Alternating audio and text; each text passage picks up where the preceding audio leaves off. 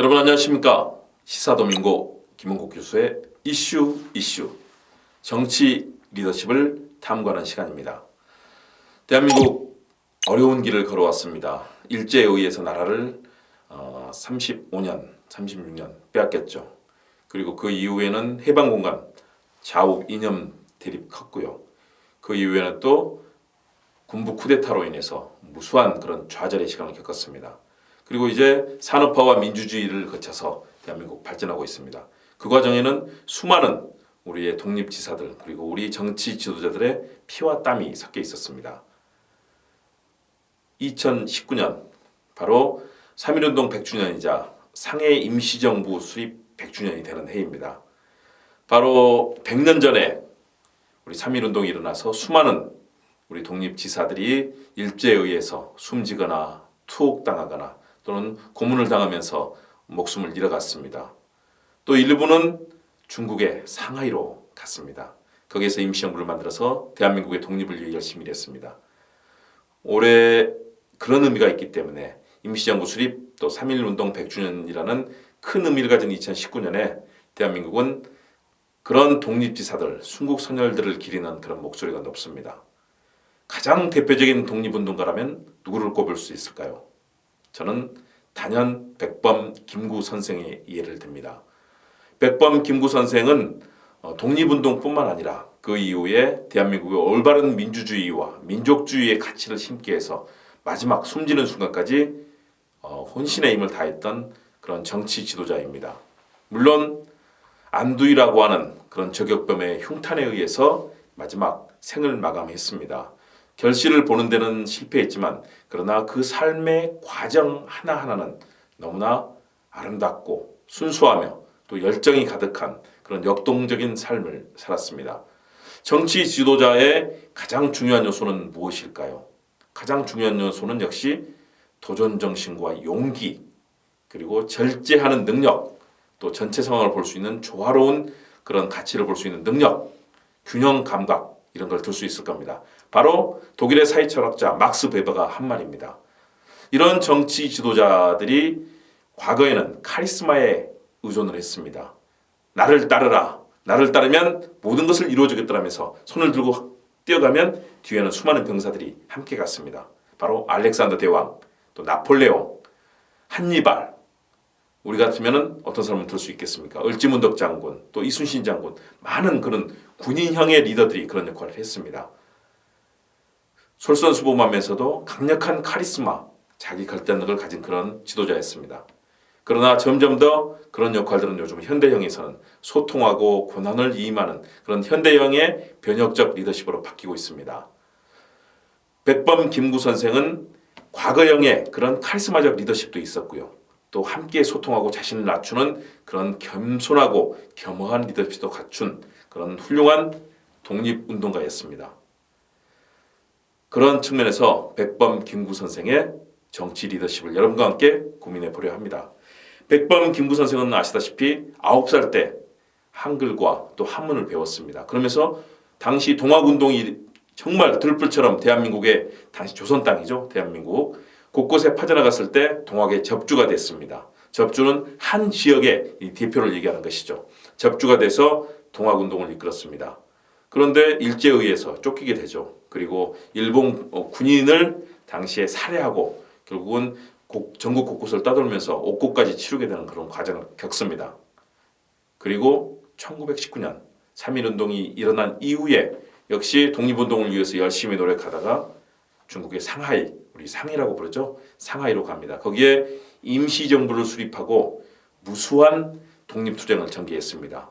광복군이라든가 수많은 그런 군인 조직도 결성하고요. 또 독립운동가들이 활동할 수 있도록 역할을 했습니다. 안중근이라든가 이봉창, 윤봉길 이런 독립운동가들이 자신의 몸을 던져서 독립운동을 실현시켜 나갈 때 그들을 지도하고 방향을 이끌어주고 그리고 임시정부를 수립해서 임시정부의 큰 흐름, 헌법을 만들고 우리의 정부처럼 운영을 하면서 독립 이후, 광복 이후에 대비를 했습니다.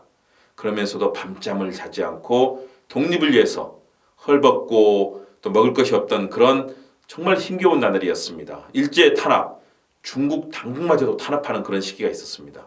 그 속에서 온신의 힘을 다했습니다. 광복을 맞이했습니다. 어렵게 귀국을 했습니다. 그 속에서 유엔과 또 미군이 진주하고 이 소련군이 북쪽에 진주하고 남쪽에는 미군이 진주하고 유엔에 의해서 분할 통치가 되는 그런 상황이 전개가 됐습니다. 이때 김구 선생 혼신의 힘을 다해서 외세에 의존하지 않고 남북 관계를 풀기 위해서 북한을 방문하는 등 여러 가지 노력을 했습니다. 그러나 마지막은 결국은 여러 가지 권력 내부의 암투가 진행되는 가운데 이승만 단독 정부의 그런 독재가 시작이 되고요. 그 속에서 결국은 김구 선생은 안두희라는 저격범의 흉탄에 의해서 목숨을 잃었습니다. 지금도 서대문에 가면 이 경무대 당시 이 자리 그곳에서 이 당시에 청와대였던 이제 경무대가 이승만에서 이루어졌다면 경교장이라는 곳에서 마지막 인생을 보내셨습니다. 자, 김구 선생의 이런 모습들을 살펴본다면 가장 중요한 것은 스스로가 도전하고 일을 만들어가는 솔선수범형의 리더였다는 점을 들 수 있겠습니다. 김구 선생은 스스로가 독립을 위해서 독립운동의 핵심적인 정책을 만들고 또 국가를 어떻게 끌고 갈 것인지를 스스로 밤잠을 설치면서 독립운동가들과 협의하면서 정부를 이끌었습니다. 사실은 굉장히 쉽지 않은 일입니다. 이렇게 솔선수범해서 낮은 곳에서 사실은 그때 중국의 임시정부 하에서 제대로 입을 옷도 없었고 먹을 것도 없었고 그쳐도 정말로 힘들고 어려운 삶을 살아야 되는 그런 아주 어려운 곳에서 거처를 해야 됐습니다. 그럼에도 불구하고 이에 굴하지 않고 일제에 맞설 무기를 만들고 무기를 구입하고 또 독립군들을 교육하면서 스스로가 밤잠을 설치면서 일을 해내는 솔선수범형의 그런 리더로서의 모습을 보였습니다. 그런 모습 속에서 우리는 김구 선생의 자기 혁신에 하고 자기를 성찰하는 그런 리더로서의 모습을 볼 수 있었습니다. 자기는 나태하고 자기는 아니라고 비선 실세에 의존한다든가 또는 불법적인 방식으로 국정을 운영한다든가 이런 지도자들이 빠지기 쉬운 함정이 있습니다. 김구 선생은 끝없이 스스로를 낮추고 겸허하게 성찰하면서 그 길을 만들어갔습니다. 여기에 리더로서의 큰 가치를 볼 수 있습니다. 성공하는 리더들은 큰 가치를 위해서 대의 명분을 위해서 스스로를 혁신하고 스스로의 잘못된 모습을 발견해내면서 고쳐나가는 그런 성찰적인 삶을 살았습니다. 김구 선생 역시 마찬가지였습니다. 그런 역할들을 충실히 하기 위해서 노력을 했고요. 그런 과정 속에서 우리 독립군이 성장했고 임시정부는 일제에 맞설 수 있을 정도로 나중에 2차 세계대전이 일어나고 우리 한반도에 진입하기 위해서 군대를 양성해서 훈련까지 할 정도로 아주 그런 노력을 기울였습니다. 그런 모습은 바로 지금도 우리가 존경하고 따라야 될 리더십의 전형이라고 할 수 있습니다. 두 번째 요소는 인재를 중시했던 인재를 양성하고 육성했던 그런 모습에서 찾을 수 있습니다. 대부분의 리더들은 자기 자신은 떠받들려지고 자기 자신은 높은 자리에서 안일함을 또 부유함을 그리고 권력을 취하는 그런 모습을 보입니다. 대신에 인재를 키우지 않습니다. 왜? 그 인재가 나중에 자기 자신의 정적이 될 수 있기 때문입니다. 과거의 왕들은 어땠습니까? 재상 중에 누구 하나가 뛰어난 몸이면은 결국은 도리어 그 뛰어난 재상을 귀향을 보내거나 옥사를 시키는 일이 다반사였습니다. 왜? 왕권에 위협이 되는 그런 잠재적 위험을 만들지 않겠다는 것이었습니다. 도리어 왕들은 자신의 형제까지도 사약을 줘서 죽이는 그런 일들을 서슴지 않았습니다. 인재를 키우기보다는 인재를 죽이는 바로 우리가 기억하는 조광조의 개혁들을 볼 수 있습니다. 중종을 위해서 그렇게 노력했건만 조광조는 결국 사약을 받고 죽음의 길을 갑니다. 인재를 키우지 않았던 과거 시대를 볼 수 있습니다. 지금도 마찬가지입니다. 정치권이 새로운 인재는 키우지 않은 채 60이 되고 70이 되고 80이 돼도 자기 자신이 도리어 군림하는 그런 양태를 많이 볼 수 있습니다. 백범 김구 선생은 수많은 독립운동 지사들을 양성해냈습니다. 안중근 의사가 그랬고요. 윤봉길 의사, 이봉창 의사, 나석주 의사 수많은 독립운동가들이 김구 선생에 의해서 길러졌습니다. 또 임시정부하에서 수많은 관료들, 행정가들, 법조인들 이런 사람들이 양성이 됐습니다. 인재를 기르면서 부국광병을 꿈꿨던 김구 선생의 열정을 기억할 수 있을 겁니다. 또 하나는 역시 중요한 통합의 리더십을 들 수 있습니다. 김구 선생은 독립운동가로서 가장 존경받는 지도자였지만 다양한 계층의 사람들을 끊임없이 만났습니다. 길거리에서 장사하는 분들, 또 다른 사람을 위해서 봉사할 수밖에 없는 어려운 일을 하는 가정부라든가 하인이라든가 또는 인력거를 끌던 사람들, 모든 사람들과 만나서 소탈하게 얘기를 했습니다. 함께 어울렸습니다. 함께 힘을 모았습니다. 미국에서 왔던 이승만이라든가 다른 사람들도 다 포용을 했습니다. 김구 선생의 그 리더십은 함께하는 통합의 리더십이었습니다. 그랬기 때문에 여러 가지 갈등이 있었지만 임시정부가 제 역할을 할 수 있었던 것이죠. 그런 임시정부를 지키면서 대한민국의 출범을 이끌어냈던 백범 김구 선생, 지금 돌아봐도 가장 훌륭한 리더의 전형이었습니다. 또 다른 리더십의 형식으로는 김구 선생에게서 비전 제시를 볼 수 있었습니다. 만일에 일제와 싸우기만 했다면 임시정부는 굉장히 어려운 길을 겪었을 겁니다. 더군다나 중국이라는 다른 나라의 도시에서 임시정부를 이끌었기 때문에 중국 당국의 감시 또 탄압도 심했습니다. 일제는 말할 것도 없었습니다. 일본은 중국 당국에 무수한 압력을 가하면서 결국은 중일전쟁까지 벌어지지 않았습니까? 김구 선생은 그런 가운데 여러 가지 비전을 제시했습니다. 임시정부가 평화를 위해서 그리고 전 세계의 발전과 평화를 위해서 헌신한다는 그런 측면의 얘기까지 하면서 임시정부를 미래지향적인 조직으로 이끌어냈습니다.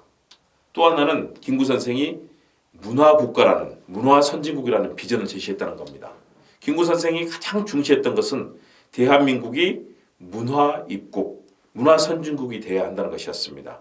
문화가 뒷받침이 되고 세계 평화를 주도할 수 있어야지 과거의 방식, 그 나라의 전통 문화만 가지고는 발전할 수 없다는 것이었습니다. 서구의 문화도 받아들이고 우리 문화도 발전시키면서 문화 입국을 꿈꿨던 김구 선생은 정치와 행정 그리고 사회와 문화 측면에서 새로운 가치와 변화하는 세계를 반영할 수 있었던 그런 문화 입국 또 문화 가치 주도형 리더십을 발휘했습니다.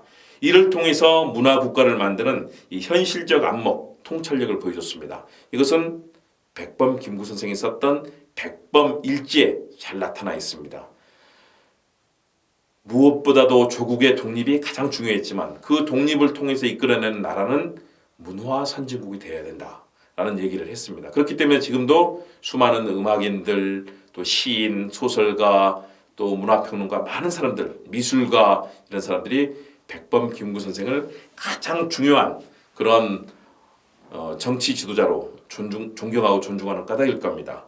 김구 선생은 감상적인 평화주의 또는 배타적인 민족주의를 경계했습니다. 우리 민족만 잘 살아서는 세계 평화에 기여하지 못하고 결국은 세계 속에 외톨이가 될 수 있다는 것이죠. 백범 김구 선생에게서는 그런 여러 가지 문화 중심, 세계 문화와 호흡하는 그런 모습들이 나타났습니다. 자문화 중심, 독일은 어땠습니까? 게르만 민족 자국만의 문화를 강조하다 보니까 유태인을 학살하고 유럽에서도 전쟁을 일으켰습니다. 독일의 아리안 전통, 게르만 민족만 얘기하다 보면 독일은 협소한 민족주의에 빠질 수밖에 없었던 것이고요. 이탈리아도 어땠습니까? 제2차 세계대전을 일으킬 당시 이탈리아도 그랬었고요. 일본도 마찬가지입니다. 마치 일본인이 동양을 이끄는 그런 국가인 것처럼 생각하고 동양 곳곳의 나라를 침략을 했습니다. 결국 어땠습니까? 일본은 패망할 수밖에 없었던 것이죠. 지금 일본이 보여주고 있는 모습도 굉장히 그런 위험한 모습이 나타나고 있습니다. 그렇기 때문에 전 세계의 평화를 이끄는 지도자들은 일본의 반성 그리고 일본의 성찰을 촉구하고 있는 것입니다. 김구 선생의 또 다른 모습은 섬기는 리더십이었습니다. 자기 자신이 항상 위에 있고 본인이 지도하는 입장에만 있지 않고 스스로가 많은 국민들, 백성들을 섬기는 그런 리더십을 보여줬습니다. 항상 많은 독립운동가들이 일할 수 있게 도와줬고 함께 힘이 돼주는 그런 리더십을 발휘했습니다. 김구 선생은 그런 어려운 속에서도 이렇게 뛰어난 현대의 변혁적 리더십을 보여줬습니다. 과거에 그런 단호하고 의사결정을 하면서 조직을 이끄는 카리스마도 가지고 있었지만 더불어서 함께 나누고 배려하며 인재를 양성하고 후대를 키우고 비전을 제시하는 그런 변혁적 리더십을 보여줬습니다. 물론 김구 선생도 부족한 부분이 있었습니다. 김구 선생이 신처럼 완벽한 인간은 아니었습니다. 우리가 독립을 하고 새로운 나라를 만드는 과정 중에서 김구 선생은 정치 참여를 사실상 거부하고 포기를 했습니다. 나라가 분리가 되고 신탁 통치가 되는 상황, 영구 분단이 되는 상황을 김구 선생은 견딜 수가 없었던 것이죠. 그렇지만 현실에 있어서는 수용할 수 있는 부분은 수용했던 것이 당시의 올바른 판단이 아닐까 생각이 듭니다. 그로 인해서 결국은 김구 선생이 정권을 잡지 못하고 결국은 남북을 분리를 원했던 이승만이 대통령이 되면서 우리는 결국은 분단의 끝없는 양상으로 끌려 들어갔고 지금처럼 색깔론과 남북 간의 이 대결 양상이 심화되는 흐름으로 갔습니다. 그 당시에 김구 선생이 조금만 더 유연하고 실용주의적인 태도로 당시 상황을 처리했다면 아마 지금 대한민국은 많은 변화를 겪었을 겁니다. 그런 군사 독재 또 이승만의 그런 4.4.5입 개헌이라든가 이런 정치를 완전히 말살시키는 그런 상황은 오지 않았을지도 모릅니다. 물론 역사에서 가정은 소용이 없는 일입니다. 그럼에도 불구하고 김구 선생이 좀 더 실용주의적이고 유연한 리더십으로 당시 지구촌의 정세 또 한반도의 정세를 판단했다면 조금 더 지금처럼 많은 고통 속에서 일구는 대한민국보다는 좀 더 빠르게 대한민국의 민주주의와 평화 발전이 왔을 수도 있습니다. 그런 가정을 한번 해볼 수는 있다고 보고요. 김구 선생이 보여줬던 그런 대한민국을 이끌고 번영시킬 수 있는 훌륭한 리더십과 더불어서 좀 부족했던 부분도 우리가 항상 경계하면서 만들어 나가야 될 중요한 지점이 아닌가 생각이 듭니다. 리더십이 그렇게 발휘될 때 대한민국의 큰 흐름이 성공으로 갈 수 있을 것이라는 그런 생각을 해봅니다. 리더는 항상 스스로 서 있는 자리에서 성찰하고 새로운 가치를 만들어 가야 합니다. 알렉시스 토크빌이라고 하는 미국의 저자이자 많은 책을 쓴 저자입니다. 그러면서도 정치학을 가르쳤던 학자가 있습니다. 그런 얘기를 했습니다. 모든 국민은 자신들의 수준에 맞는 정부를 가진다고 얘기했습니다. 우리는 좋은 정치 지도자, 수준 높고 민주주의와 정의를 사랑하는 지도자를 우리가 포용하고 그들과 함께할 때 그만큼 수준 높고 살기 좋은 나라를 만들 수 있을 겁니다. 과거처럼 독재를 하고 국민을 탄압하고 가르는 편가르고 이념으로 국민을 도리어 더 고통을 빠뜨리는 그런 지도자가 아니라 더 민주주의와 평화를 갈구하고 또 정의의 가치를 실현하는 지도자들을 국민들께서 더 지원해 줄 때 더 좋은 나라가 될 것이다라는 것이 토크빌의 이야기일 겁니다. 우리가 그런 내용으로 끌고 간다면 더 좋은 나라, 행복한 나라를 만들 수 있을 겁니다. 군주 민수, 좋은 지도자는 역시 또 국민을 두려워할 줄 알아야 합니다. 국민이 좋은 지도자를 더욱더 성원하고 힘을 줄 때 지도자가 국민을 무서워하고 함께 눈높이 맞는 정치를 해나갈 때 정치는 발전할 수 있을 겁니다. 그래서 오늘의 한마디는 여러분들께 이 말씀을 드리고 싶습니다. 백범의 꿈과 이상을 기억하라. 대한민국의 민주주의와 정의를 함께 이루자. 바른 리더십으로 대한민국을 살기 좋은 곳으로 만들어가자. 이런 말씀을 드리고 싶습니다. 5월 아름다운 계절에 더 멋진 정치, 더 수준 높고 더 행복하고 자유롭고 정의로운 정치가 펼쳐지기를 기원하면서 오늘 시간 마치도록 하겠습니다. 시청해주신 여러분 감사합니다.